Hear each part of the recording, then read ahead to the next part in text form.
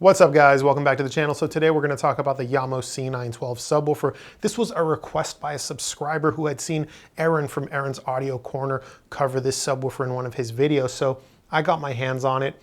Here we are, we're going to chat about it. It's a 12-inch subwoofer. I bought it from crutchfield.com for $229 where it's been on sale for about 6 months. Its MSRP is $399.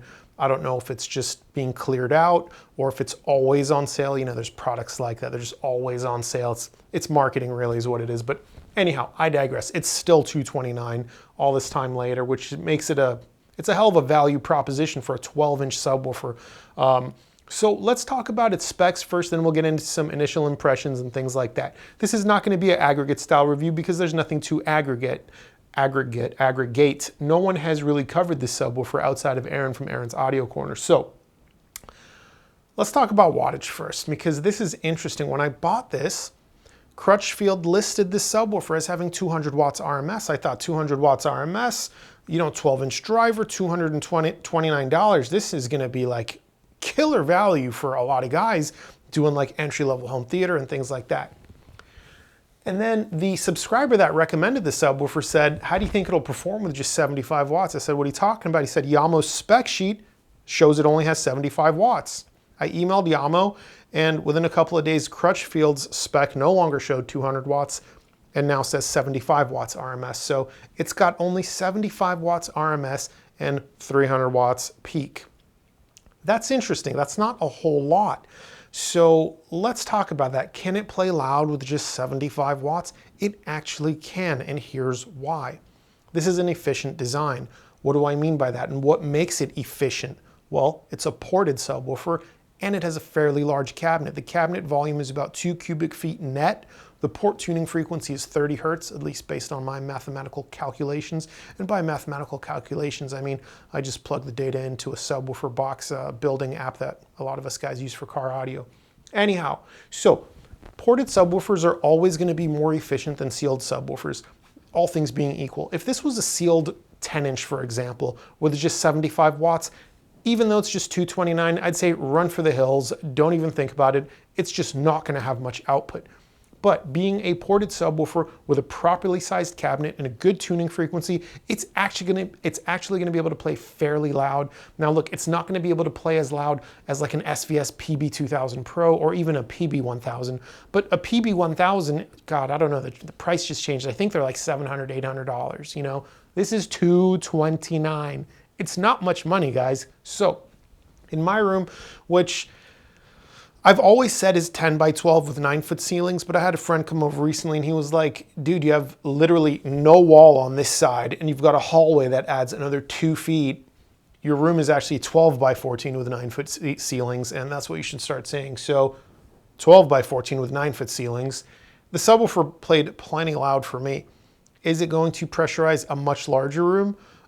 It'll be better than not having a subwoofer at all, but at the end of the day, let's remember $229. You can't really do better for the money, and let's just jump into those listening impressions. So this subwoofer sounds pretty decent for the money, actually.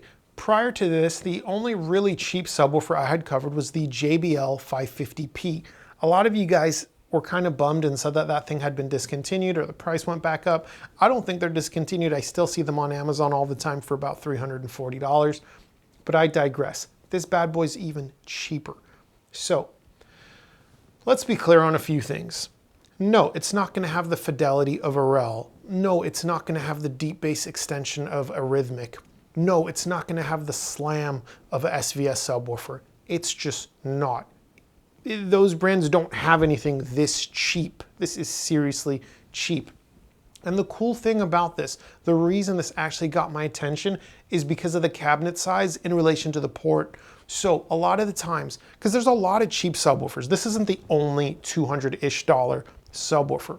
There's a lot of them, but most of them suck, and here's why. Most of the cheap ported subwoofers use small cabinets. A subwoofer that's ported with a small cabinet starts to defeat the purpose. And then what they do with the port is they put a big old port in there tuned to around 50 or 60 hertz. And what that does is it gives you a big old bass boost around 50 or 60 hertz so it'll play loud. but it's gonna sound like crap. It's gonna be boomy, it's gonna be boxy, it's gonna sound resonancy and all those kinds of things. All that like boomy and boxy sounding bass that people hate, that comes from ported subwoofers that are in a small cabinet with a big old port and a high port tuning frequency. It's a terrible design. It's not even, in my opinion, something that's designed by an engineer. I think that's something that's designed by marketing.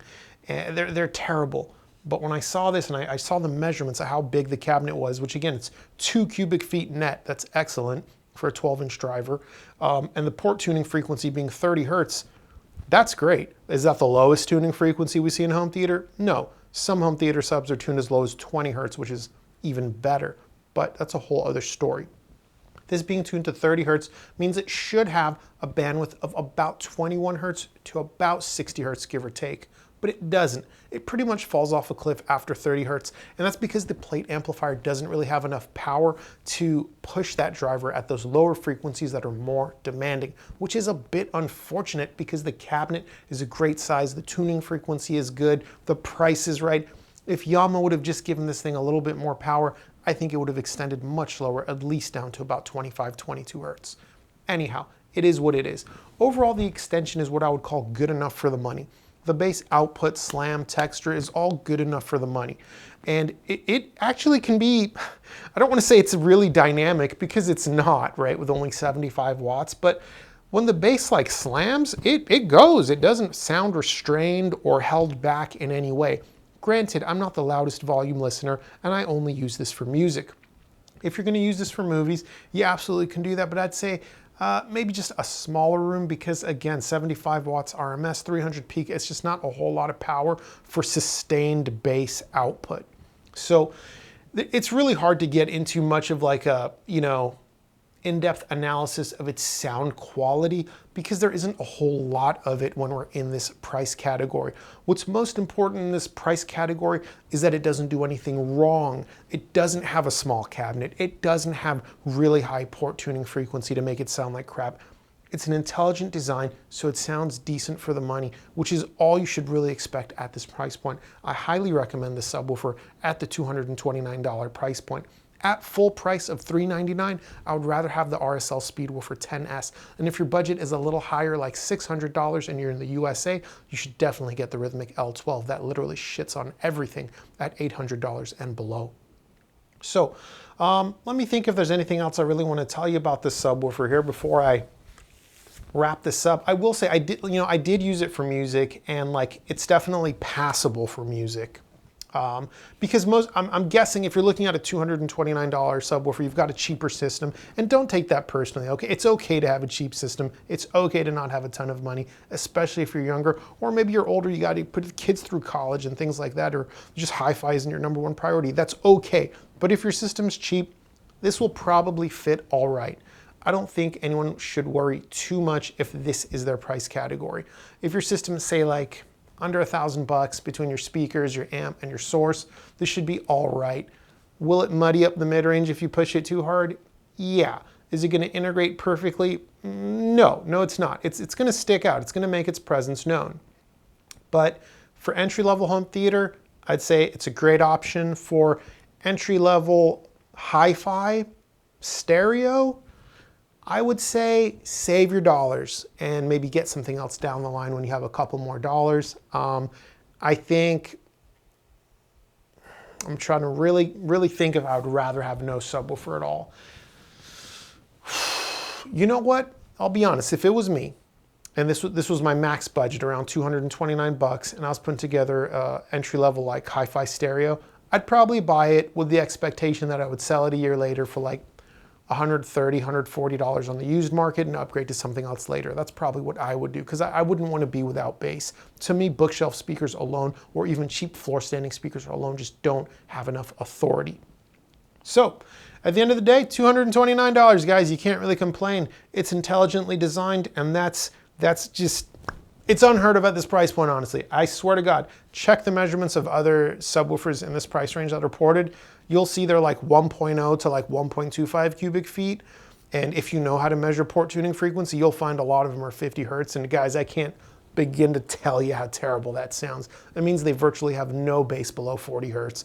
And At that point, they're not even really subwoofers. Anyway, I digress. Good subwoofer at the price. At full price, RSL Speedwoofer 10S instead. If you have any questions, ask about them in the comments below. And this video is pretty much over.